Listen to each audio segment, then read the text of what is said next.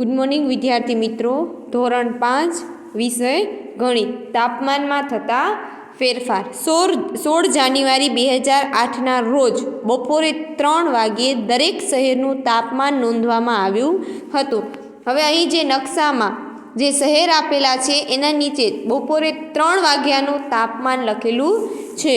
શ્રીનગર, જયપુર, મુંબઈ, તિરુવનંતપુરમ, ચેન્નઈ, ભોપાલ, કોલકાતા અને ગૌહાટી. આમાં નીચે તમે જોશો તો એના તાપમાન લખેલા છે અને આ તાપમાન ક્યારના છે તો કે બપોરે 3 વાગ્યાના છે. હવે આપણે પ્રશ્ન જોઈએ. બપોરે 3 વાગ્યે કયા સ્થળનું તાપમાન સૌથી વધુ હતું? તે જ સમયે કયા સ્થળનું સૌથી વધુ ઠંડુ હતું? હવે જોઈએ તો બપોરે 3 વાગ્યે કેનું તાપમાન વધુ હતું? તો કોનું તાપમાન વધુ હતું? તો ચાલો આપણે જોઈએ. તો છે મુંબઈનું તાપમાન 35.1 ડિગ્રી સેલ્સિયસ અને શ્રીનગરનું તાપમાન સૌથી ઓછું એટલે કે સૌથી વધુ ઠંડુ ક્યાં હતું? જેનું તાપમાન ઓછું હશે એમને ત્યાં ઠંડી છે એ વધુ પડતી હશે. એટલે સૌથી ઓછું તાપમાન કોનું છે તો કે 81.1 સેલ્સિયસ ડિગ્રી.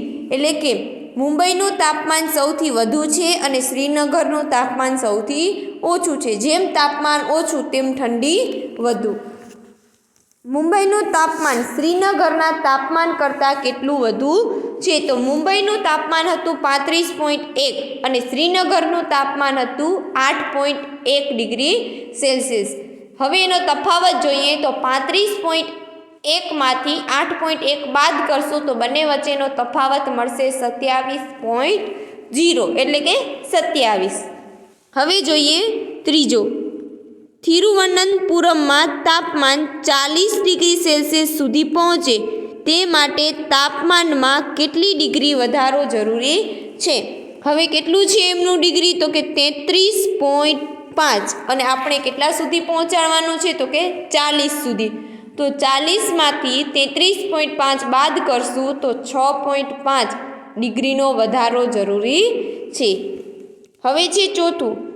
ચેન્નઈ કરતાં કોલકાતાનું તાપમાન કેટલું ઓછું છે? તો ચેન્નઈનું તાપમાન જોવો તો 29.9 અને કોલકાતાનું તાપમાન જોવો 26.6.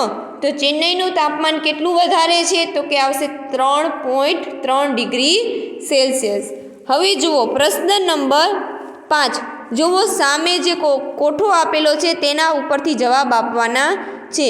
હવે આપણે અત્યાર સુધી જોયું તો કે એનું તાપમાન હતું એ બપોરે 3 વાગ્યાનું હતું અને હવે જે આ કોઠો આપેલો છે એ છે સવારના 3 વાગ્યાનું તાપમાન આપેલું છે.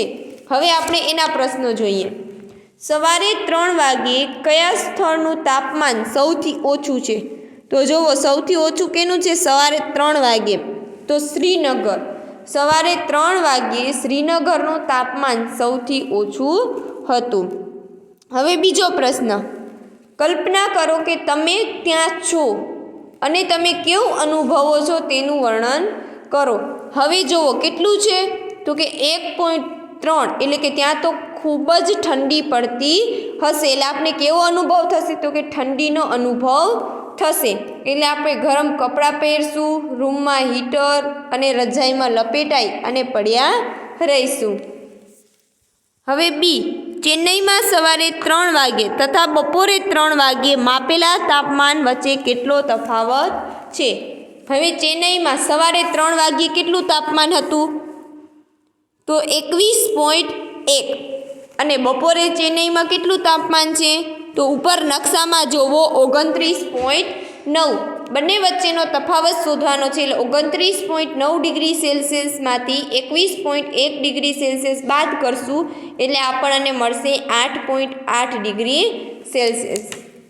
હવે છે આવો જ તફાવત છે એ આપણે ભોપાલનો પણ શોધવાનો છે. તો સવારે 3 વાગ્યે એમનું તાપમાન હતું ભોપાલનું 9.8 અને બપોરે 3 વાગ્યે એનું તાપમાન હતું 25.9. એટલે આપણે એનો તફાવત શોધશું તો 25.9માંથી 9.8 બાદ કરશું તો આપણને જવાબ મળશે 16.1 ડિગ્રી સેલ્સિયસ. Thank you.